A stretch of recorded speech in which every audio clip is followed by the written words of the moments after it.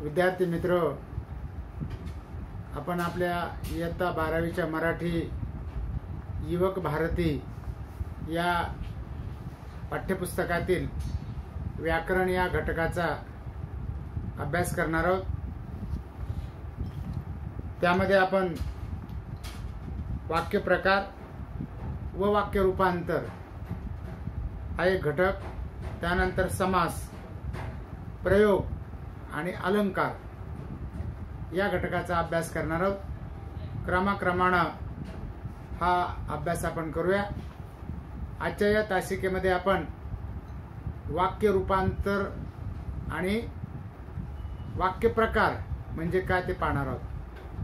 अगोदर वाक्य प्रकार म्हणजे काय ते पाहू, नंतर वाक्य रूपांतर किंवा वाक्य परिवर्तन कशा प्रकारे करायचं ते आपण पुढच्या तासिकेमध्ये बघू। व्याकरण म्हणजे भाषेचे नियम। आपली भाषा जी आहे ती वेगवेगळ्या प्रकारचे धोरणे आपण आपल्या मुखावाटे काढतो आणि परंपरेनं किंवा व्याकरणकारांनी ती अधिक शुद्ध स्वरूपामध्ये करण्यासाठी त्याचे काही नियम तयार केलेले आहेत। त्यालाच आपण व्याकरण असं आपण म्हणतो। वेगवेगळ्या इयत्तामध्ये आपण व्याकरणाच्या वेगवेगळ्या प्रकारच्या घटकांचा अभ्यास केला। यावर्षी आपण वाक्य म्हणजे काय, त्याचे प्रकार कोणते, त्याचा अभ्यास करणार आहोत। त्यामध्ये जे मनुष्य आपले विचार व्यक्त करतो ते वेगवेगळ्या प्रकारचे आवाज करून करत असतो, म्हणून मूलध्वनींना वर्ण असं म्हटलं जातं। परंतु बोललेले विचार किंवा मुखावाटे काढलेले शब्द किंवा काढलेले आवाज हे हवेमध्ये विरून जातात, म्हणून ते लिपिबद्ध करण्यात आले, म्हणून त्याला लिंपण असं म्हटलं जातं। लिहून ठेवलं, त्याला काही मूळ अक्षरांना काही सांकेतिक खुणा दिल्या, त्याला मूळाक्षर असं म्हटलं जातं। ही आपली 12 खडी किंवा 12 अक्षरी आहे। त्याच्यामध्ये स्वर आहेत, व्यंजन आहेत। अक्षर म्हणजे काय, जे अक्षर होत नाही ते अक्षर, म्हणजे नाही।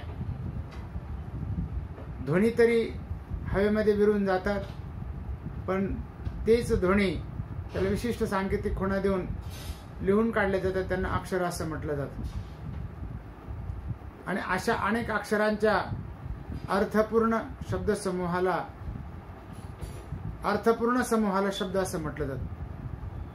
अर्थपूर्ण अक्षर समूहाला शब्द असे म्हणतात। अनेक अक्षरांचा समूह, परंतु अर्थ व्यक्त केलेला असतो,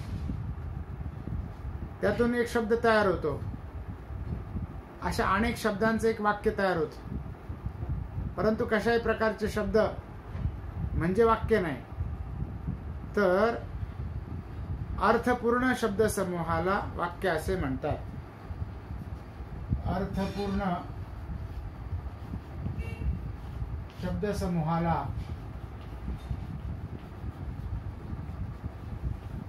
वाक्य असे म्हणतात।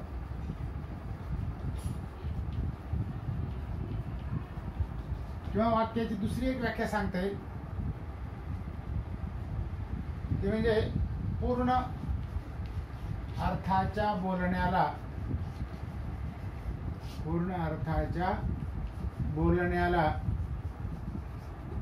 वाक्य असे म्हणतात। वाक्य असे म्हणतात। इंग्रजीमध्ये तर आपण सेंटेन्सेस म्हणतो। अनेक वाक्य, एक वाक्य किंवा अनेक वाक्य, पूर्ण अर्थाच्या बोलण्याला वाक्य असं म्हटलं जातं, किंवा अर्थपूर्ण शब्द समूहाला वाक्य असं म्हटलं जातं। तर आपण बोलताना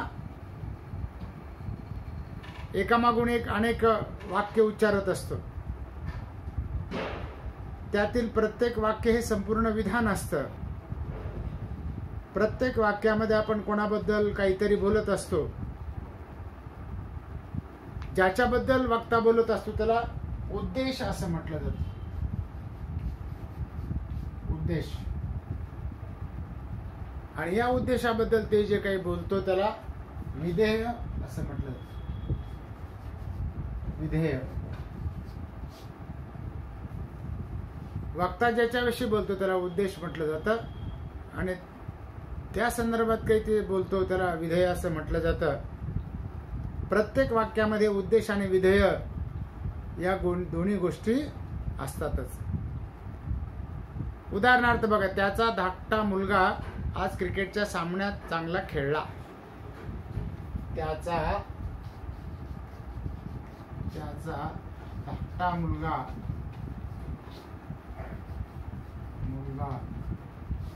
क्रिकेटच्या सामन्यात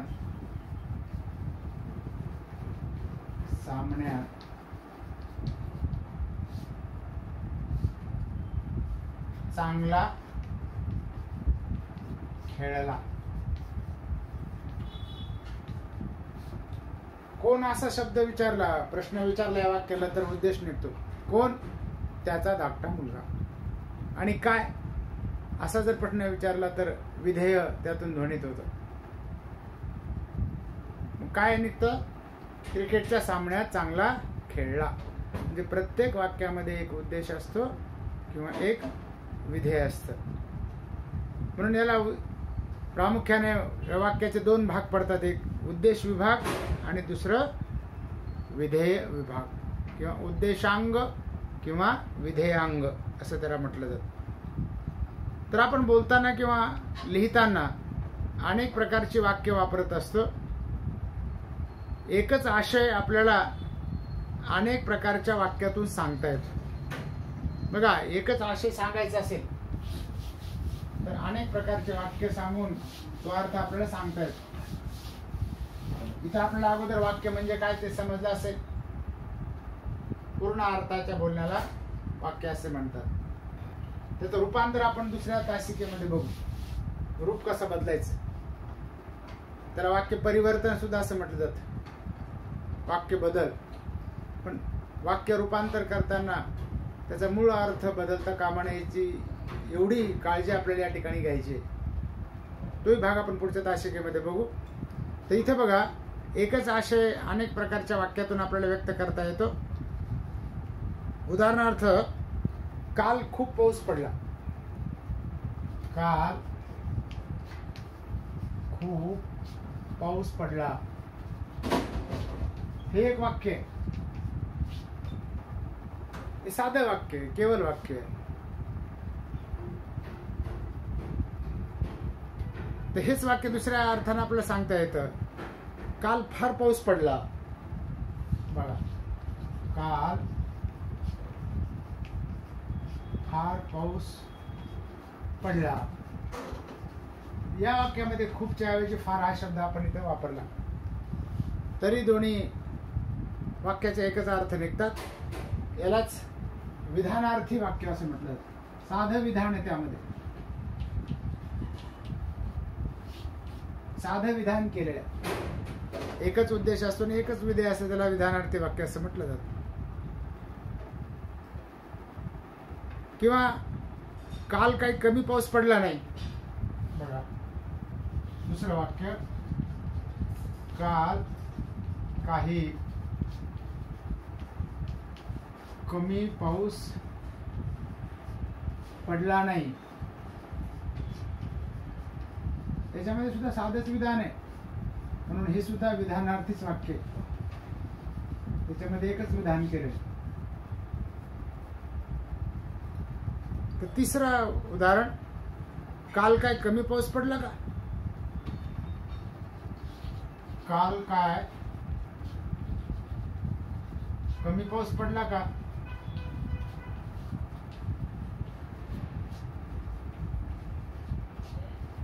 इथे बघा, प्रश्न विचारलेला आहे म्हणून हे प्रश्नार्थी वाक्य. हे कसं आहे, जिथे प्रश्न विचारलेला असतो ते प्रश्नार्थी वाक्य.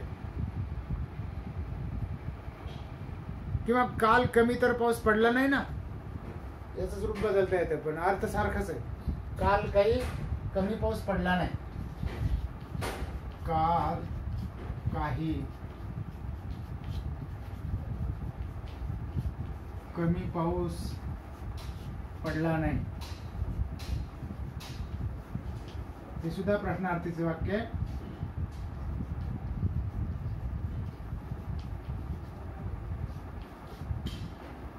त्यानंतर बघा, किती अफाट पाऊस पडला काल, पाचवं वाक्य. किती अफाट पाऊस पडला काल.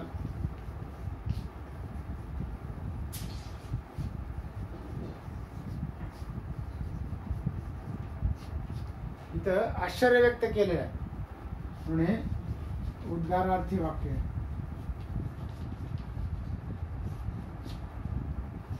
आश्चर्य वाटलेलं आहे त्याला. बघा, एकच वाक्य वेगळ्या प्रकारे आपल्याला लिहिता येतं. काल खूप पाऊस पडला किंवा काल फार पाऊस पडला, साधं वाक्य. किंवा हे साधं वाक्य, काल काही कमी पाऊस पडला नाही, ते नकारार्थी वाक्य. इथे नकार दिलेला आहे. इथे होकारार्थी वाक्य, इथे पुन्हा प्रकार पडतात. काल काय कमी पाऊस पडला का, तर हे प्रश्नार्थी वाक्य. किंवा काल काही कमी पाऊस पडला नाही, हे प्रश्नार्थी वाक्य. आणि किती अफाट पाऊस पडला, अशा प्रकारे त्याच्या आशयावरून किंवा क्रियापदाच्या रूपावरून काही वाक्याचे प्रकार पडले जातात. तर वाक्याचे मुख्य दोन प्रकार,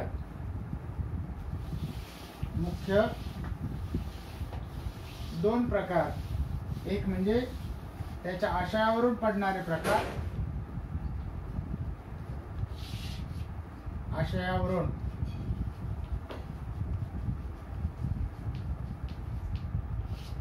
किंवा क्रियापदाच्या रूपावरून.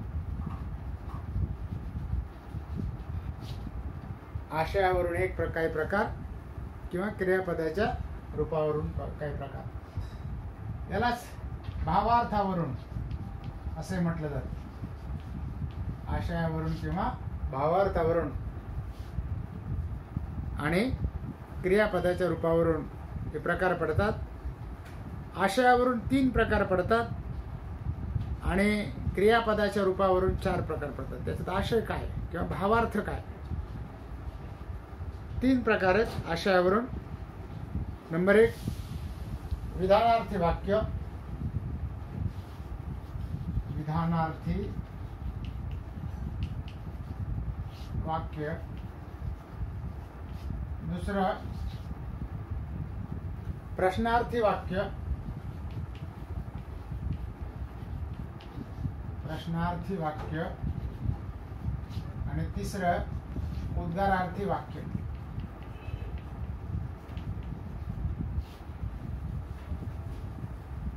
त्याच्या आशयावरून 3 प्रकार पडतात. हे 3 प्रकार. आणि क्रियापदाच्या रूपावरून 4 प्रकार. एक म्हणजे स्वार्थी, दुसरं आज्ञार्थी, तिसरं विद्यार्थी आणि चौथं संकेतार्थी. पहिलं स्वार्थी वाक्य, दुसरं आज्ञार्थी वाक्य,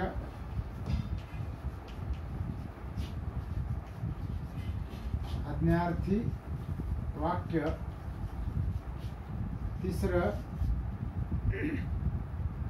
विद्यार्थी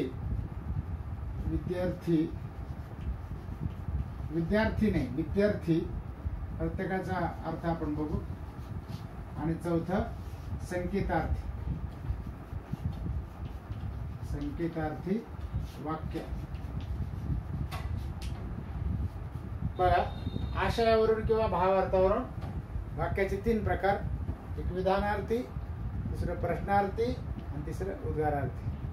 आणि क्रियापदाच्या रूपावरून स्वार्थी, आज्ञार्थी, विद्यार्थी आणि संकेतार्थी. तर क्रियापद म्हणजे काय ते आपण यापूर्वी बघितलेलं आहे. मागच्या वर्गामध्ये आपण अभ्यास केला. साधारण वाक्याचा अर्थ पूर्ण करणाऱ्या त्या शब्दाला क्रियापद असं म्हटलं जातं.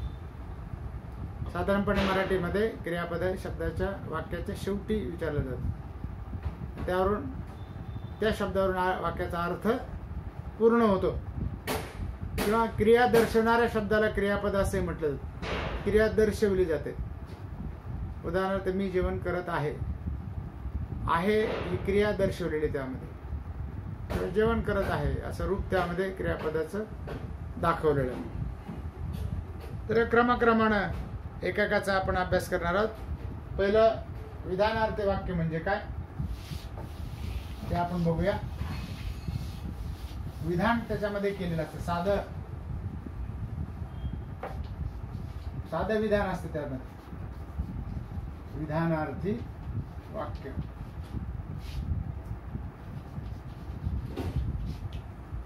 उदाहरणार्थ बघा, सचिन तेंडुलकर उत्तम फलंदाज आहे. सचिन तेंडुलकर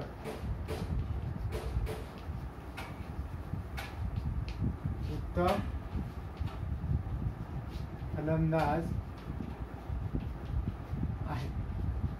साधं विधान केलेले. बॅट्समन त्याला आपण फलंदाज म्हणतो. किंवा माझे वडील परगावी गेले, साधं विधान आहे. किंवा विठू दांडूचा खेळ अलीकडे फारसा खेळला जात नाही. म्हणजे साधं विधान त्यामध्ये केलेले. ज्या वाक्यामध्ये एकच उद्देश आणि एकच विधेय असतं त्याला साधं वाक्य, केवळ वाक्य किंवा शुद्ध वाक्य किंवा विधानार्थी वाक्य असं म्हटलं जातं. पहिला प्रकार.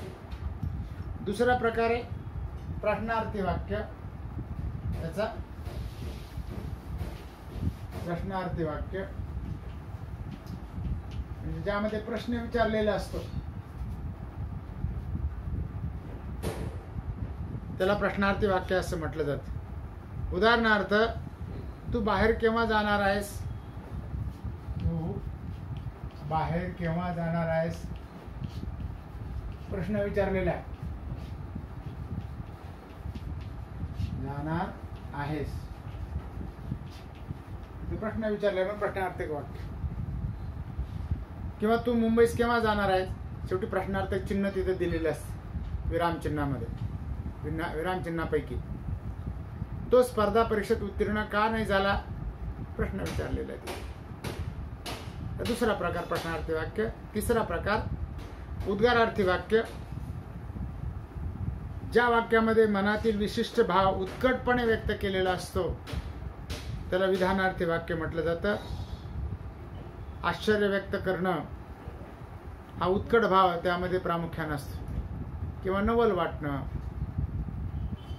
हा उद्गार त्यामध्ये असतो. उदाहरणार्थ, किती छान आहे हे फूल. किती छान आहे हे फूल. उद्गारवाचक चिन्ह तिथं दिलेलं असतं. किंवा अबब, केवढी प्रचंड आग ही. अबब, केवढी प्रचंड आग ही. आश्चर्य व्यक्त केलेलं आहे. तर अशा प्रकारे त्याच्या आशयावरून किंवा भावार्थावरून हे वाक्याचे 3 प्रकार पडतात. विधानार्थी वाक्य, प्रश्नार्थी वाक्य आणि उद्गारार्थी वाक्य. तर क्रियापदाच्या रूपावरून सुद्धा त्या ठिकाणी वाक्याचे 4 प्रकार पडतात. पहिला प्रकार म्हणजे स्वार्थी वाक्य. स्वार्थी वाक्य म्हणजे काय ते आपण बघूया. स्वार्थी वाक्य म्हणजे ज्या वाक्यातील क्रियापदाच्या रूपावरून काळाचा बोध होत असेल त्याला स्वार्थी वाक्य असं म्हटलं जातं. क्रियापदाच्या रूपावरून म्हणजे वाक्याचा अर्थ पूर्ण करणारा शब्द म्हणजे क्रियापद. म्हणून शब्दाच्या जातीपैकी एक नाम, सर्वनाम, विशेषण, क्रियापद, क्रियाविशेषण, शब्दयोगी, उभयन्वयी आणि केवल प्रयोगी ही शब्दाच्या 8 जाती, त्यापैकी चौथा प्रकार ते म्हणजे क्रियापद. त्याच्या रूपावरून त्या ठिकाणी 4 प्रकार आहेत. तर तो वाक्यामध्ये क्रिया दाखवतो. क्रियापद म्हणजे वाक्याचा अर्थ पूर्ण करणारा क्रियावाचक शब्द. क्रियापद म्हणजे काय? वाक्याचा अर्थ पूर्ण करणारा क्रियावाचक शब्द. त्याचा अर्थ पूर्ण होतो. उदाहरणार्थ बघा, मुले शाळेत गेली. मुले शाळेत गेली. या वाक्यामध्ये शेवटचा शब्द जो आहे तो क्रियापद आहे आणि वाक्याचा अर्थ पूर्ण होतो आणि काळाचा बोध होतो. नुकताच भूतकाळामध्ये वाक्य किंवा दुसरं वाक्य, खेळाडू मैदानावर सराव करतात. खेळाडू मैदानावर सराव करतात. खेळाडू मैदानावर सराव करतात.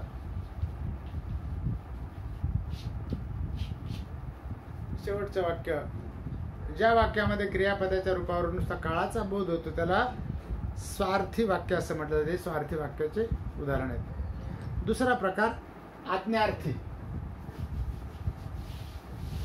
आज्ञार्थी याच्यावरून आपल्या लक्षात येतं, पहिल्या याच्यामध्ये काळाचा बोध होतो आणि याच्यावरून काय असतं? आज्ञा याचा बोध होतो, संकेत होतो. याच्यामध्ये आज्ञा, आशीर्वाद, प्रार्थना, विनंती, उपदेश आणि सूचना केलेली असते. आज्ञा,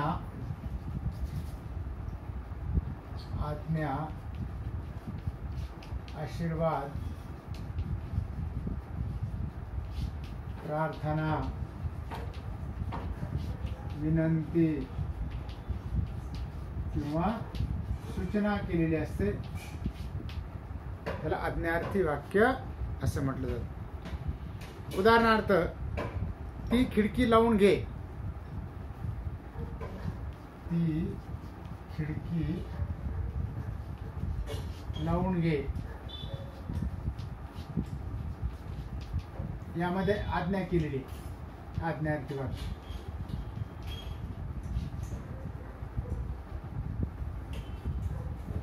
दुसरं वाक्य, तुम्ही नक्की यशस्वी व्हाल. तुम्ही नक्की यशस्वी व्हाल. इथं आशीर्वाद दिलेला आहे. तुम्ही नक्की यशस्वी व्हाल. इथे काय केलंय? आशीर्वाद दिलेला आहे.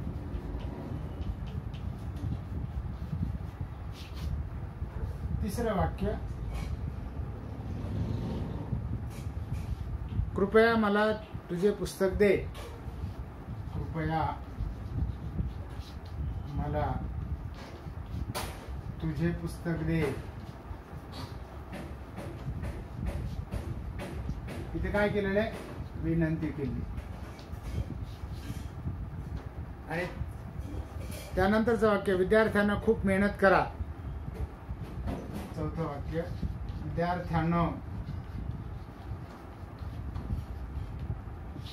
खूप मेहनत करा. इथे काय केलेलं आहे? सूचना केलेली विद्यार्थ्यांना. आणि उपदेश केला, उपदेश. आणि इथे पादत्राणे ठेवू नये. उपदेश हा. आणि इथे पादत्राणे ठेवू नयेत, सूचना आहे. इथे पादत्राणे ठेवू नयेत, काय सूचना.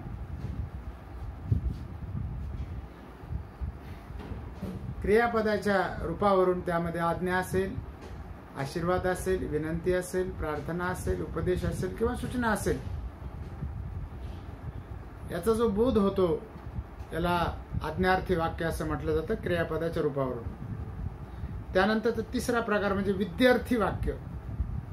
विद्यार्थी वाक्य. विद्यार्थी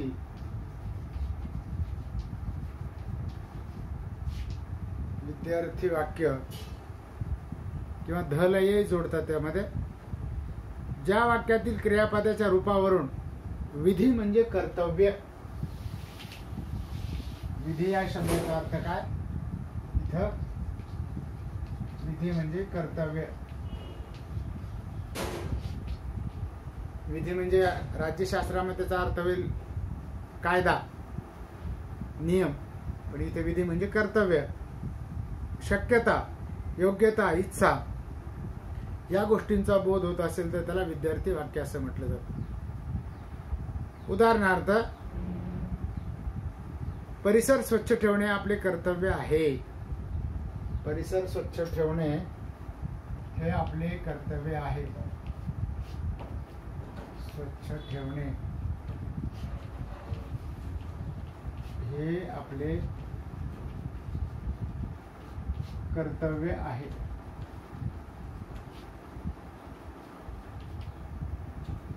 दुसरं वाक्य, आज बहुतेक पाऊस पडेल, शक्यता आहे. आज बहुतेक पाऊस पडेल या वाक्यामध्ये शक्यता दाखवलेली, त्याला विद्यार्थी वाक्य असं म्हटलं जातं. त्यानंतर बघा तिसरं वाक्य, अंगी धैर्य असणाराच कठीण काम करू शकतो. अंगी धैर्य असणाराच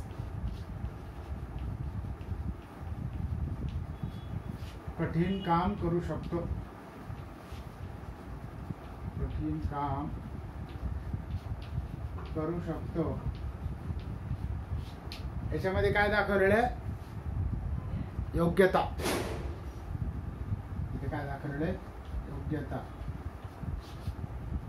आणि चौथं वाक्य, विद्यार्थ्यांनी वर्गात शांतता राखावी. विद्यार्थ्यांनी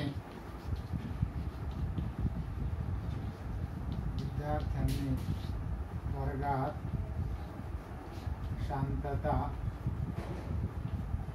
राखावी. म्हणजे यामध्ये इच्छा व्यक्त केलेली, शिक्षकांनी इच्छा व्यक्त केलेली.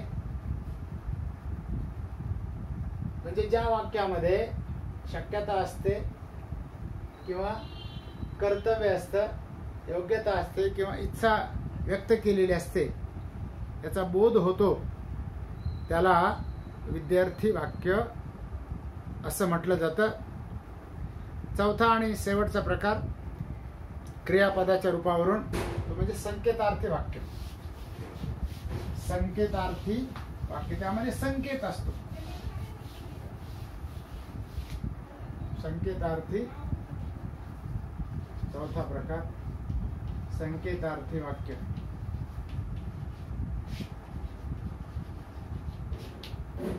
हे वाक्य कसं ओळखायचं? ज्या वाक्यातील क्रियापदाच्या रूपावरून अमुक केले तर तमुक झाले असते अशी अट किंवा संकेत असतो. अट किंवा संकेत. अमुक केलं तर तमुक, जर तर, अशा प्रकारे त्याचा बोध होतो. असा अर्थ निघत असेल तर त्याला संकेतार्थी वाक्य असं म्हटलं जातं. उदाहरणार्थ, पाऊस पडला असता तर हवेत गारवा आला असता. पाऊस पडला असता, पाऊस पडला असता तर हवेत गारवा आला असता. तर इथे शक्यता विचारली, व्यक्त केली. दुसरं उदाहरण, मला जर सुट्टी मिळाली तर मी गावी येईन. मला जर सुट्टी मिळाली, मला जर सुट्टी मिळाली तर मी गावी येईल.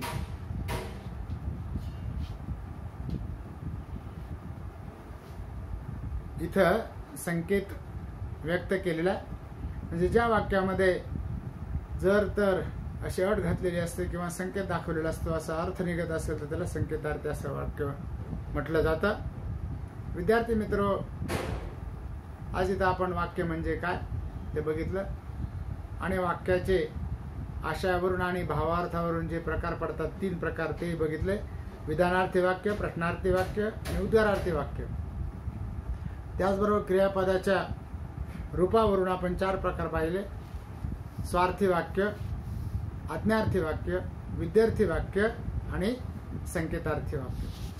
अशा प्रकारे वाक्य म्हणजे काय आणि वाक्याचे हे आशयावरून आणि क्रियापदाच्या रूपावरून हा जो भाग आहे या ठिकाणी आपण पूर्ण करतो आहोत.